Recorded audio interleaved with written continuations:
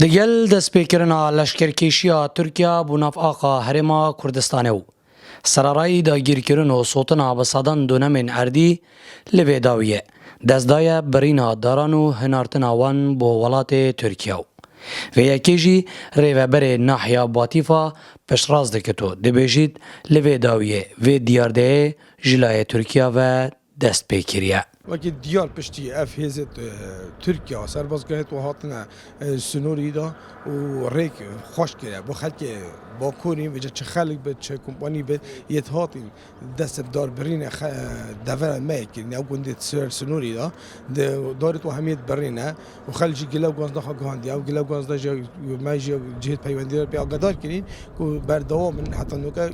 دارات برن. خەلکên gundên sersnûrî bas li çewaniya birîna daran û rêxweşkirin û gihandina rêkan bo xalên xwe yên snûrî dikin û didine diyarkirin ku bêdengiya herêmê û Iraqê bûye cihê gumanê li ser vê leşkerkêşiya Tirkiye. Me dîp xwe wekû gundî me dîvçûna babetê kir gel birêka Komalatê Eşerî gel hinde kesî Melwêrê me peyondî ban kesa kir evê kompanî wergirtî ku şîrîkeyeke ku kesekî nîzîkî Ordoğanê jî ke kesekî xelkê gundê Qeşîrya jî ke şar atîne cadekê tîne bû Nizorê û berxabîr û xabîr av û av rexek dî tîne bû mebesta eskeriye û zinarê kestê li Keşanê jî îne xwe heftayîne heta نایبانا گنده سیلی اجمالی وی حدیده سیلیش داینه خواره داری تاتین برینه و حتی ویگاویش شار سیبونه هات اکرینه. شخواه نه جارایی که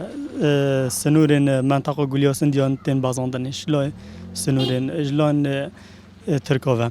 هم برینا داران شلان سپاه ترکاوه یعنی خلک ترکاوه بیرخیوه راستی جن اخلاقیه همان دم دان اگر